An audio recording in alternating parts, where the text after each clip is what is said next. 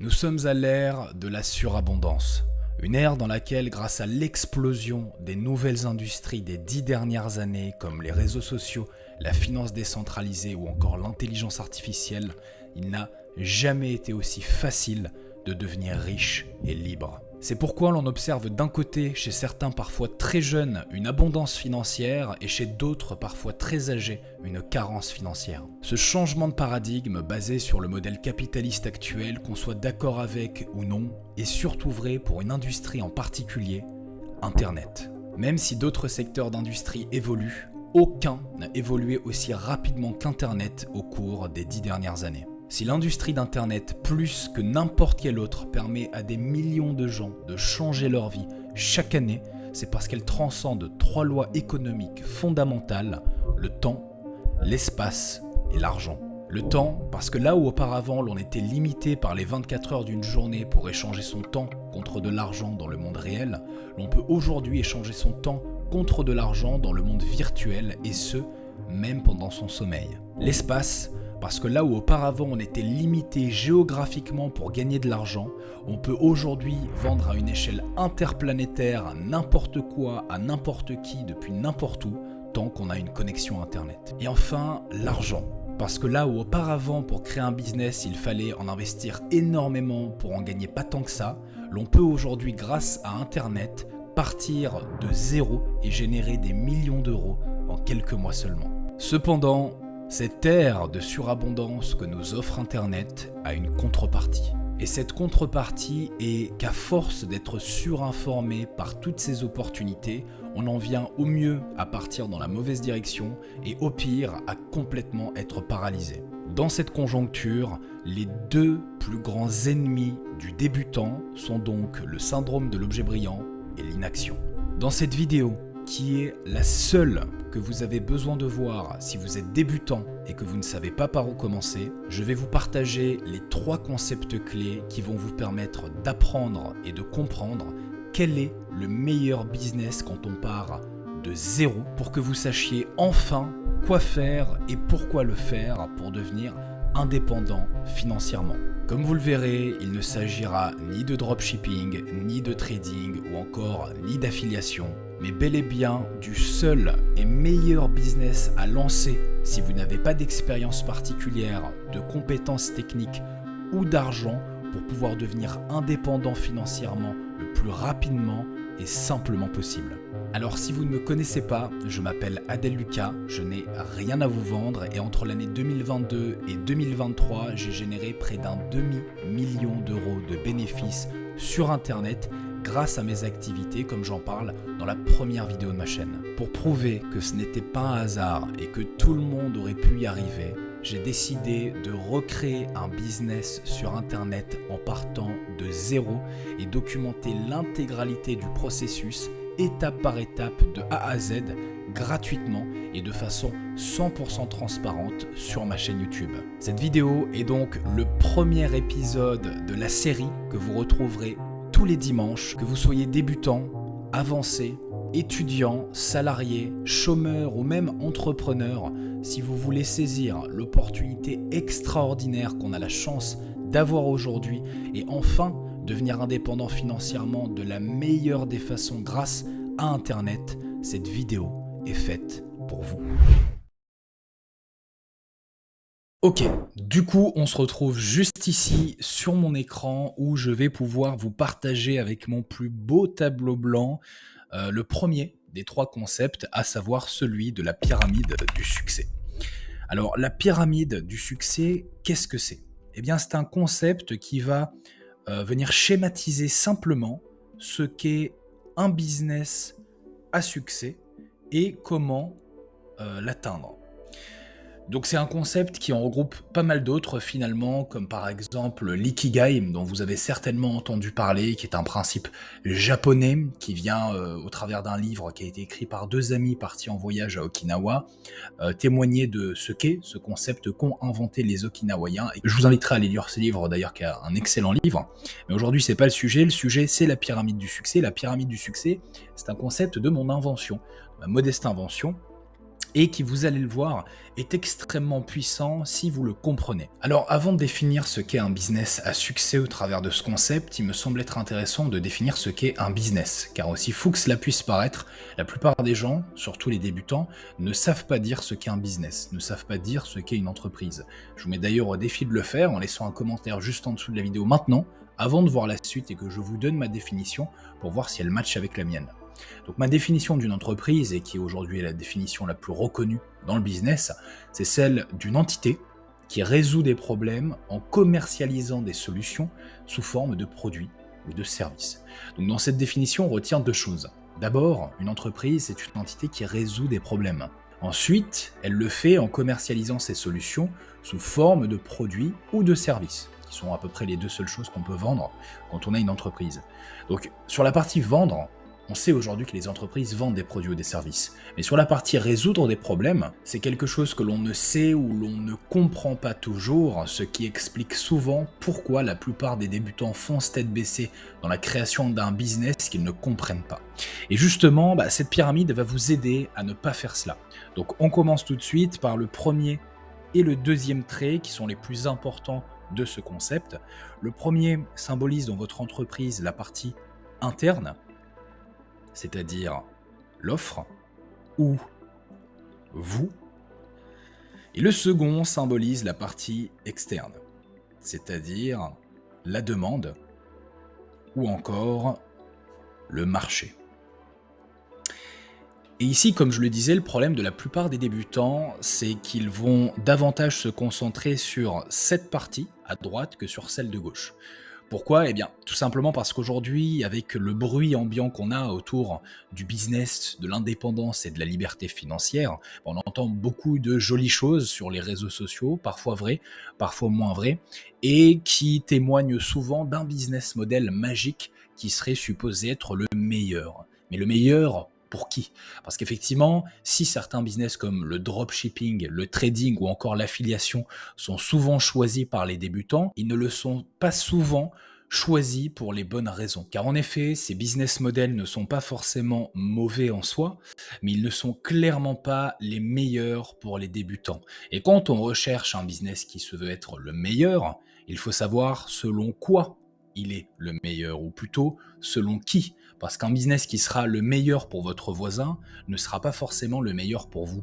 Et c'est pas parce que vous avez entendu dire de quelqu'un qu'il a réussi à gagner 10 000, 100 000 ou 1 million d'euros avec un business que c'est celui que vous devez choisir par rapport à vous. Ce qui m'amène donc à la deuxième partie, à la partie interne, à celle de l'offre, à celle de vous. Cette partie repose finalement sur vos valeurs, vos passions, vos qualités, vos compétences, mais aussi vos défauts, les choses dans lesquelles vous êtes moins bon, par lesquelles vous êtes moins intéressé. Et cette partie-là, comparativement à l'autre, est beaucoup moins explorée et respectée par les entrepreneurs débutants qui visent davantage à se lancer dans quelque chose parce qu'ils en ont entendu parler que dans quelque chose parce qu'ils sont peut-être naturellement doués dedans. Et selon moi, il est tout aussi stupide de se lancer dans quelque chose uniquement parce qu'on en est passionné que de se lancer dans quelque chose uniquement parce qu'il y a un marché. Ce qu'il faut, c'est trouver le point de résonance, l'interstice qui se trouve entre ces deux aspects et qui va vous permettre d'atteindre le succès. Alors initialement, ce concept s'arrêtait là, mais j'ai décidé d'aller plus loin avec la pyramide du succès en la refermant et en imaginant ce qui se trouverait à l'intérieur pour pouvoir atteindre cette fameuse interstice. Alors comme je vous l'ai dit, pour moi, tout part des valeurs ou de passion. Alors, je ne dis pas qu'il faut que vous ayez une passion ou que vous soyez absolument passionné de ce que vous faites ou de ce que vous voulez faire pour réussir dans le business. Ce que je dis, c'est que si vous faites quelque chose que vous n'aimez pas, naturellement, ça va être beaucoup plus difficile, surtout quand vous mangerez vos premiers murs. Donc, tout part de vous. Avant de créer une entreprise, il faut être un entrepreneur, et un entrepreneur, c'est un être humain. Et en tant qu'être humain, vous avez des valeurs, vous avez des convictions, vous avez des forces, vous avez des faiblesses, vous avez des qualités, vous avez des défauts, et c'est sur le bon côté de cet aspect que vous devez capitaliser.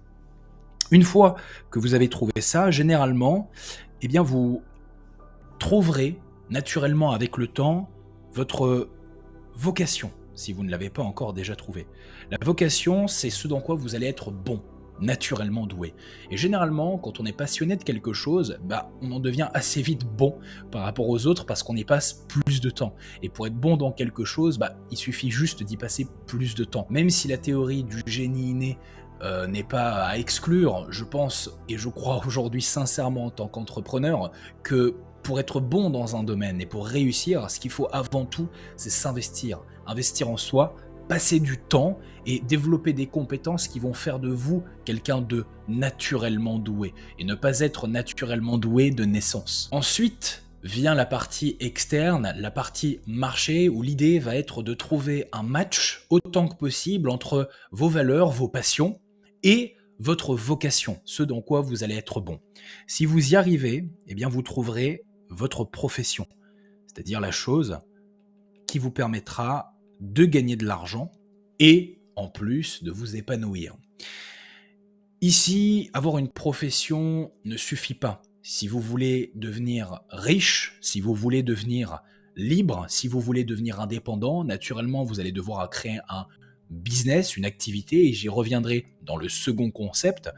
Et pour ça, vous allez devoir avoir quelque chose de très important que vous n'aurez sans doute pas au début. Cette chose sera un petit peu l'addition des précédentes. Cette chose, c'est la vision.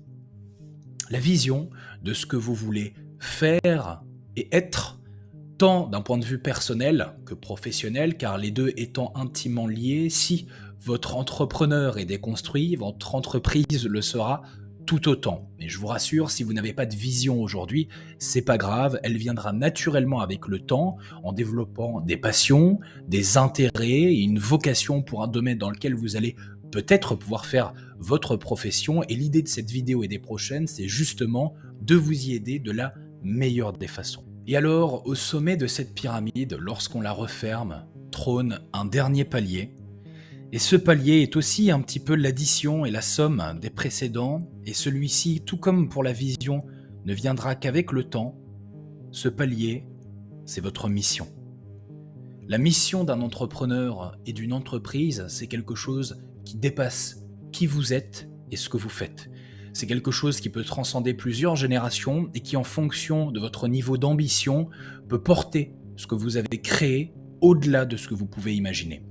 Ici, si vous n'en avez pas, et si vous n'en avez pas une ambitieuse, que ce soit maintenant ou plus tard, ce n'est pas grave, mais c'est quelque chose de très important dans la façon dont vous voulez créer votre business. Si vous voulez non pas seulement qu'il vous permette de devenir indépendant financièrement et de gagner beaucoup d'argent à court terme, mais qu'il vous permette de véritable durée dans le temps et qui vous assurera la liberté afin que vous n'ayez plus jamais besoin de travailler une seule seconde de votre vie. Voilà donc pour ce premier concept qui résume dans les grandes lignes ce qu'est un business et en particulier un business à succès. Même si pour certains d'entre vous ce premier concept a peut-être été bateau, je pense que ça ne fait pas de mal, même pour les plus avancés, d'avoir une piqûre de rappel, et pour les plus débutants d'entre vous, c'est quelque chose d'extrêmement important et d'obligatoire qui va former la base, les fondations de tout ce que vous allez construire à l'avenir. Alors, on passe donc au second concept de cette vidéo qui, comparativement au premier, va aller un peu plus loin, un peu plus en profondeur et un peu plus en détail dans la théorie. Alors, j'ai nommé ce concept le business binaire. Alors, tout comme pour le premier, c'est un concept de mon invention qui, comparativement au premier, ne tient pas ses origines d'autres concepts. C'est un concept qui m'a demandé des années de travail, d'expérimentation, d'échecs et de réussite, après avoir créé des dizaines de business, après avoir collaboré avec des dizaines d'entrepreneurs, lu des centaines de livres, regardé des milliers de vidéos, et il va vous permettre, en un schéma à nouveau extrêmement simple, de pouvoir comprendre quel est le meilleur business model quand on est débutant et pourquoi. Alors, tout commence d'un constat binaire qui est que si vous voulez gagner de l'argent aujourd'hui, vous n'avez entre guillemets que deux façons de faire, soit via le salariat, soit via l'entrepreneuriat. Alors, si vous regardez cette vidéo, c'est sans doute que vous souhaitez devenir plus indépendant, voire carrément libre financièrement. Et aujourd'hui, qu'on le veuille ou non, avec le salariat, c'est très difficilement possible, voire carrément impossible, en tout cas en dessous d'un certain âge. Et cela s'explique par le fait que quand on est salarié, on échange son temps contre de l'argent. En effet, on va être payé un salaire généralement horaire qui, en fonction du temps qu'on va passer sur son lieu de travail, à échanger son énergie et son temps contre ce même salaire, eh bien, va nous offrir droit donc à une rémunération plus ou moins grande en fonction de la valeur et du niveau de compétence qu'on aura. Le problème avec ça, c'est que le seul levier que vous pouvez utiliser pour gagner de l'argent, c'est votre temps. Ce qui signifie que si vous n'allez pas travailler, vous ne gagnerez pas d'argent. Si vous allez dormir, vous ne gagnerez pas d'argent. Si vous êtes malade, vous ne gagnerez pas d'argent. Tandis que quand on crée une entreprise, un business, on crée aussi un système, ou plutôt des systèmes que vous pouvez mettre au travail à votre place. Que ce soit avec des humains, du code, ou encore du média, notamment avec Internet, de telle sorte à ce que même pendant votre sommeil, vous puissiez gagner de l'argent grâce à ces systèmes que vous avez mis en place. Et aujourd'hui, je pense que vous ne me contredirez pas si je vous dis que vous avez forcément déjà entendu parler d'histoires d'entrepreneurs comme la mienne, parfois très jeunes, qui ont réussi à générer des milliers, voire des millions d'euros en l'espace de seulement quelques années, voire quelques mois, grâce à une entreprise, grâce à leur business. Or, ce genre d'histoire dans le salariat, eh bien ça n'arrive pas. Ça n'existe pas. Je me défie aujourd'hui de me raconter l'histoire d'un jeune étudiant tout juste diplômé qui, en sortant de l'école, a réussi à générer plus de 10 000 euros par mois. Et encore 10 000 euros par mois, on est dans la fourchette basse de la réussite d'un entrepreneur à succès. Et je me rappelle qu'à mes débuts, il y a des années en arrière, lorsque je rêvais d'une vie plus libre et avec plus de choix, je me suis demandé comment j'allais bien pouvoir faire pour me payer une belle voiture si un jour je désirais le faire. Et en faisant les calculs avec mon salaire de l'époque, je me suis rendu compte que si je voulais par exemple m'acheter une voiture à 100 000 euros, eh bien il me faudrait travailler des dizaines d'années et mettre de l'argent pendant des dizaines d'années pour pouvoir à terme être en mesure de me la financer. Alors que d'un autre côté, on voit, comme je l'ai dit, des entrepreneurs qui parfois très jeunes conduisent de très belles voitures, et ce, sans avoir eu besoin d'attendre de passer des dizaines d'années de leur vie à mettre de l'argent de côté du salaire qu'ils avaient gagné pour pouvoir se financer cette voiture. Vous l'avez donc compris, ici il n'y a qu'une seule option si vous voulez devenir libre et si vous voulez devenir riche rapidement, c'est l'entrepreneuriat. Mais dans l'entrepreneuriat, il y a encore deux types d'entreprises qu'on peut créer. Les entreprises du digital et les entreprises du physique. C'est-à-dire un business en ligne et un business en réel. Alors ici, tout comme pour le choix précédent, il n'y a pas de meilleure option. Il y a des avantages et des inconvénients des deux côtés. En revanche, si vous êtes débutant, ce pourquoi ce concept qu'est le business binaire est fait, eh bien il n'y a qu'un seul bon choix. Et ce choix, c'est celui du business en ligne, du business digital. Pourquoi ? Eh bien, parce que tout comme je l'ai expliqué dans l'introduction de cette vidéo, le business en ligne permet grâce à Internet de transcender 3 lois fondamentales que les business physiques ne transcendent pas, à savoir le temps, l'espace et l'argent. Et pouvoir transcender ces 3 lois lorsque l'on est débutant est quelque chose d'extrêmement important pour pouvoir se lancer et réussir rapidement.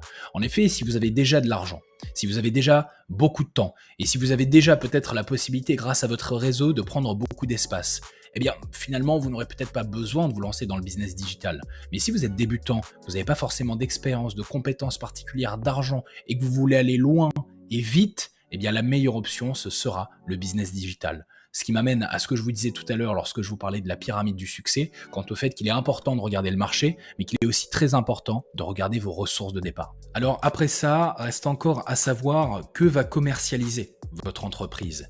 Et ici, comme je le disais précédemment, il n'y a que 2 choses que vous pouvez commercialiser. Soit des services, soit des produits. Et ici, comme beaucoup à mes débuts, j'étais persuadé que la meilleure solution était celle de commercialiser des produits. À vrai dire, je ne m'étais même pas posé la question de savoir si je pouvais commercialiser des services ou si c'était plus intéressant.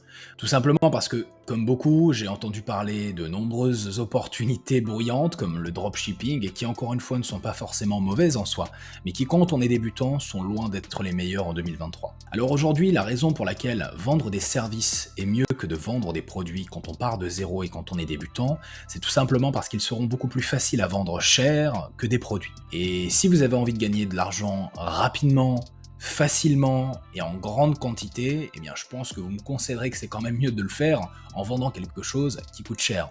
Alors, évidemment, au-delà de cet aspect hédoniste, si vendre des services quand on est débutant, c'est bien mieux que de vendre des produits, c'est aussi et surtout par rapport au fait qu'il sera beaucoup plus facile de trouver un client que d'en trouver 10. Laissez-moi vous donner un exemple. Imaginons, dans le premier exemple, vous décidez de vendre des produits et vous commercialisez ces produits à 100 euros. Imaginons toujours que ces produits, vous n'avez pas de marge, c'est-à-dire que le vendeur vous les vend gratuitement, vous n'avez pas de frais logistiques et vous n'avez même pas de chiffre d'affaires. C'est 100 euros pour chaque produit, c'est du bénéfice net. Eh bien, pour pouvoir faire 2000 euros par mois, ce qui j'estime est le minimum afin de devenir indépendant financièrement, il va vous falloir vendre 20 de ces produits chaque mois. Chaque mois. Et donc, trouver 20 nouveaux clients tous les mois. Dans le second exemple, si vous décidez de vendre des services, eh bien, sachez que même si vous ne savez pas encore comment, et c'est pour ça que je suis là, il vous est possible de vendre des services à 2000 euros. Et non pas juste 2000 euros par client, mais 2000 euros par mois par client. Ce qui signifie que, comparativement à la première option, ici, vous n'aurez besoin de trouver qu'un seul client pour pouvoir faire 2000 euros par mois. Et ce client, vous n'avez besoin de le trouver qu'une seule fois. Vous n'avez pas besoin d'aller chercher chaque mois un nouveau client si vous avez une offre qui vous permet de facturer 2000 euros tous les mois. Et donc, comme vous pouvez le constater, vous avez d'un côté un produit qui, si vous arrivez à le vendre pour 100 euros de bénéfice net à l'unité, ne peut vous rapporter que 2000 euros par mois en échange de 20 clients, et ce, si vous allez les chercher tous les mois, alors que de l'autre, avec le bon service, vous pouvez gagner 2000 euros avec un seul client, et ce, tous les mois. Vous n'aurez donc non seulement besoin de trouver ce client qu'une seule fois, mais en plus, de par les marges que vous pouvez faire en vendant des services qui ne coûtent la plupart du temps sur Internet quasiment rien, eh bien ces 2000 euros vous iront beaucoup plus facilement directement dans la poche. Alors maintenant, la question que vous vous posez sans doute, c'est ok, c'est super de vendre des services à 2000 euros par mois par client, mais comment je fais ça concrètement? Qui va accepter de me payer autant? Eh bien, laissez-moi vous répondre tout de suite. Aujourd'hui, après les deux types d'entreprises qu'on a vues ensemble, digital ou physique, les deux types de choses que vous pouvez vendre, produits ou services, il existe aussi seulement deux types de clients auxquels vous pouvez vendre ces choses avec votre entreprise digitale. À savoir les clients professionnels et les clients particuliers. Et ici, je pense que vous l'avez assez vite compris si vous me suivez, si vous voulez gagner plus d'argent avec ce que vous vendez, vendez-le à des gens qui ont plus les moyens de vous les payer. Et donc, comme vous pouvez le constater, quand on se coupe du bruit ambiant, notamment avec tout ce qu'on peut voir sur les réseaux sociaux, et qu'on utilise sa tête, et qu'au final on fait preuve d'un minimum de bon sens, on se rend compte assez facilement que si on veut gagner plus d'argent, eh bien il va falloir s'adresser à ceux qui auront les moyens de pouvoir nous en donner. Et entre les deux seuls types de personnes auxquelles vous pouvez vous adresser, à savoir les professionnels et les particuliers, eh bien c'est tout naturellement que ce sont les professionnels qui sont les plus appropriés. Alors bien évidemment, il est tout à fait possible de s'adresser à des particuliers si vous voulez créer un business, même en étant débutant. Pour autant, en tant que débutant, si votre objectif est de pouvoir aller le plus vite possible et le plus loin possible, eh bien c'est tout naturellement en vous adressant à des professionnels qui auront les moyens de vous payer plus cher que vous y arriverez. Car aujourd'hui, même si c'est des entreprises comme Amazon qui brassent le plus d'argent avec des clients particuliers, vous, en tant que débutant, eh bien vous n'avez pas forcément les épaules d'Amazon pour pouvoir commencer. On en arrive donc au dernier palier de ce concept fabuleux qui est celui du business binaire et qui, comme je vous l'avais dit, est aussi simple que surpuissant. Alors ce dernier palier va être littéralement la réponse à la question que vous vous posez et qui est qu'est-ce que je vais pouvoir faire et concrètement commercialiser auprès de ceux à qui je vais m'adresser avec mon business en ligne de prestation de service aux professionnels. Et ici, la question que vous devez vous poser est en lien avec ce que je vous ai dit lorsque je vous ai partagé le concept précédent. Plutôt que de vous dire qu'est-ce que je vais pouvoir vendre, dites-vous qu'est-ce que ma cible pourrait acheter. Et ce qu'une cible achète, elle l'achète uniquement en fonction de ses besoins, ou plutôt de ses problèmes. Et c'est là que j'en reviens à ce que je vous disais tout à l'heure, quand je vous disais qu'une entreprise, un business, résout des problèmes en commercialisant des solutions sous forme de produits ou de services. Et bien ici, en l'occurrence, pour les professionnels, laissez-moi vous dire que le problème numéro 1 et qui peut être facturé le plus cher qu'ils voudront résoudre est forcément lié soit au marketing, soit à la vente.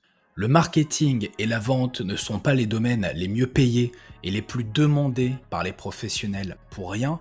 S'ils le sont, c'est parce que ce sont ceux qui ont le plus d'impact et qui apportent le plus de valeur. La valeur, c'est un petit peu l'échelle de mesure qui va permettre de quantifier ce que vous allez apporter avec les produits ou services que vous allez proposer. Plus cette valeur est grande, plus cher vous pourrez les vendre. Plus cette valeur est faible, moins cher vous pourrez les vendre. Et lorsque l'on vend un service qui touche directement aux résultats de nos clients, en l'occurrence avec le marketing et la vente aux professionnels, eh bien c'est tout naturellement qu'on peut le vendre à des milliers, voire des dizaines, des centaines de milliers d'euros. En effet, dites-vous que si vous pouvez optimiser la vente et le marketing de vos clients professionnels de telle sorte à ce qu'ils gagnent peut-être que 1, 5 ou 10% de chiffre d'affaires annuel, eh bien pour une entreprise qui génère déjà des dizaines, des centaines de milliers, voire des millions d'euros par an, eh bien vous payez 2000 euros par mois, ce ne sera qu'une petite ligne dans sa comptabilité. Et l'impact que ça aura eu en termes de valeur, pour autant, aura été immense. Et ils préféreront davantage l'externaliser auprès d'un professionnel à qui ils n'auront pas besoin de payer de charges patronales, de cotisations pour le chômage ou encore de retraite, plutôt que de l'internaliser avec un salarié qu'ils vont devoir former et manager et avec qui ils vont devoir assurer toutes ces dépenses-là.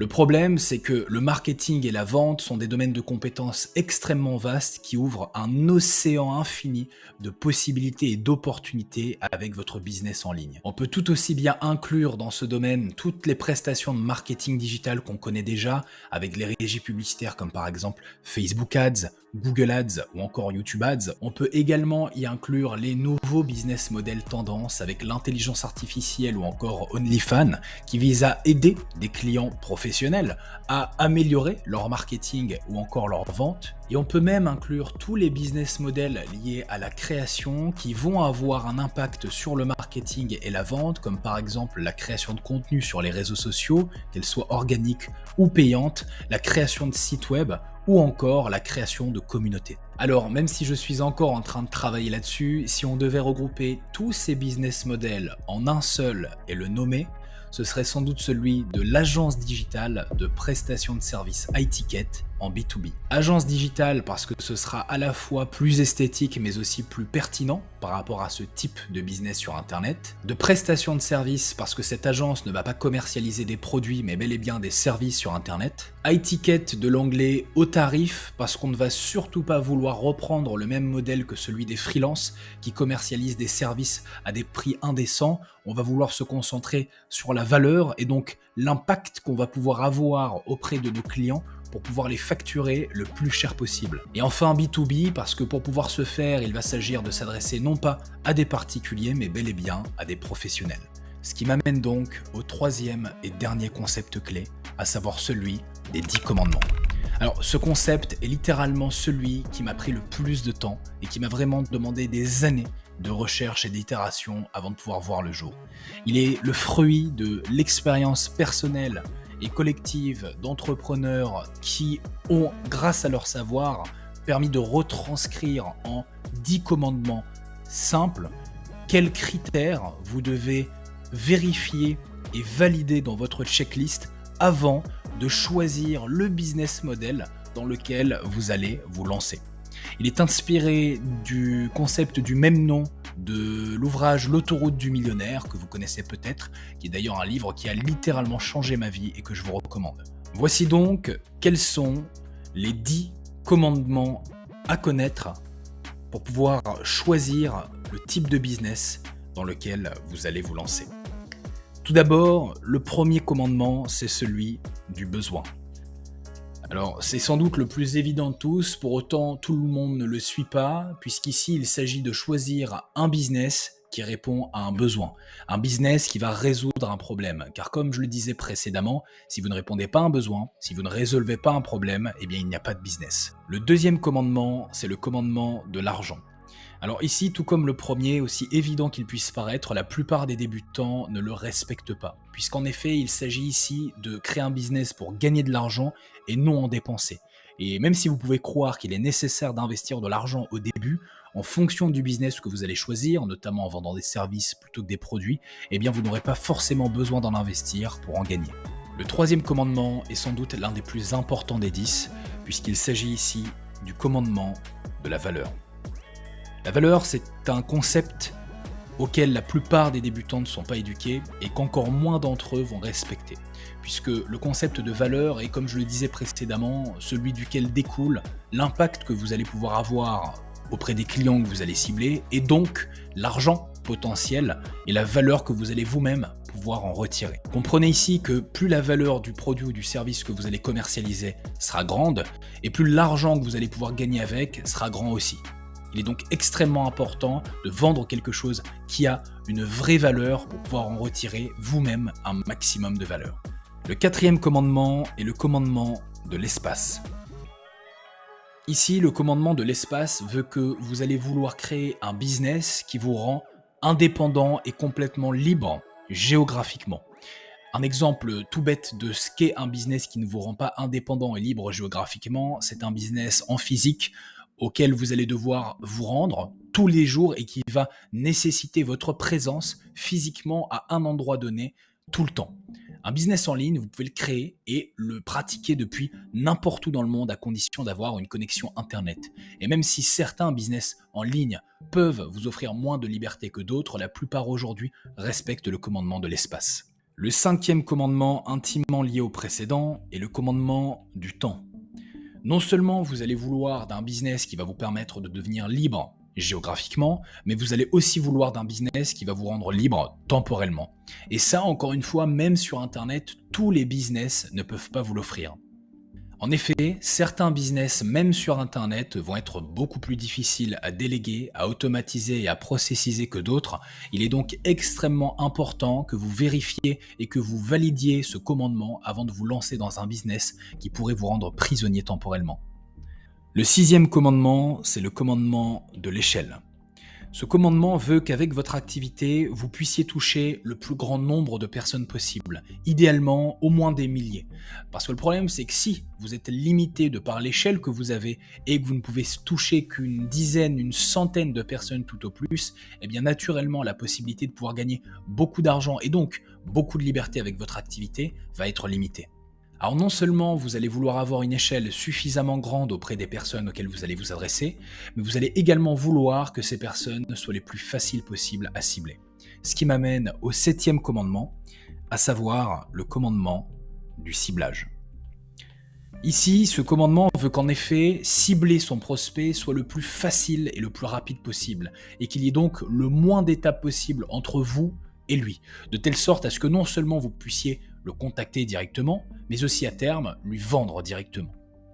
Plus le médium que vous aurez choisi vous permettra d'accéder facilement à vos prospects, et plus vous pourrez les contacter, les booker et les closer facilement aussi. Prochain commandement, le commandement du contrôle. Alors ici, ce commandement veut que vous ayez autant que possible le contrôle de votre activité, que vous en soyez véritablement le patron et le dirigeant. Car certains business comme l'affiliation par exemple, qui vous font vendre les produits ou les services d'autres personnes et d'autres entreprises que la vôtre, ne vous offrent pas un contrôle suffisant sur vos sources de revenus. Ce qui signifie que si ces entreprises venaient à changer leur politique ou disparaître, vos sources de revenus aussi. Vous voulez donc un business dont vous êtes, comme je l'ai dit, le patron et le contrôlant. On arrive maintenant à l'avant-dernier commandement, et ici ce commandement va s'agir de celui du chaos. Alors le commandement du chaos, c'est un commandement qui veut que vous puissiez vivre de votre activité en toutes circonstances, quelle que soit la conjoncture macroéconomique, la situation géopolitique et les diverses crises auxquelles on pourrait être amené à être confronté, que ce soit socialement, économiquement, sanitairement ou encore écologiquement. Comme on l'a vu durant la précédente crise sanitaire, là où d'un côté certaines entreprises ne se sont jamais relevées, d'autres ont gagné plus d'argent qu'elles n'en ont jamais gagné, notamment grâce à Internet. Ce qui m'amène au 10e et dernier commandement, à savoir celui de la récurrence. Alors ce commandement est sans doute le seul à ne pas être obligatoire. Cependant, comme j'en parlais précédemment, vous voudrez et devrez autant que possible commercialiser un service que vous pouvez commercialiser, que vous pourrez commercialiser de façon récurrente. Cela signifie qu'au lieu de le vendre une fois et de ne collecter du cash qu'une fois auprès de vos clients, vous voudrez le vendre plusieurs fois et collecter plusieurs fois du cash, idéalement chaque mois auprès de vos clients via des contrats de 3 mois, 6 mois, 1 an qui pourront bien évidemment être renouvelés. Donc cela peut passer par des abonnements, mais cela peut aussi tout à fait passer par des commissions ou encore des avantages particuliers qui vous octroieront des pourcentages sur le chiffre que vous pourrez par exemple aider à générer à vos prospects. Vous connaissez maintenant les 10 commandements et plus globalement les 3 concepts clés qui sont les plus importants à connaître lorsqu'on est débutant dans le business. Cet épisode touche maintenant à sa fin. Dans le prochain, nous poserons les bases du modèle d'agence de prestation de services high-ticket en B2B et nous commencerons à rentrer progressivement dans la pratique pour que je puisse vous partager les premières étapes à suivre vers l'indépendance financière. Merci à vous d'avoir regardé cette vidéo qui compte le premier épisode de cette série dans laquelle je vais vous documenter la création du meilleur business à lancer quand on est débutant sur Internet. Je vous donne rendez-vous dimanche prochain pour la suite et d'ici là, prenez soin de vous.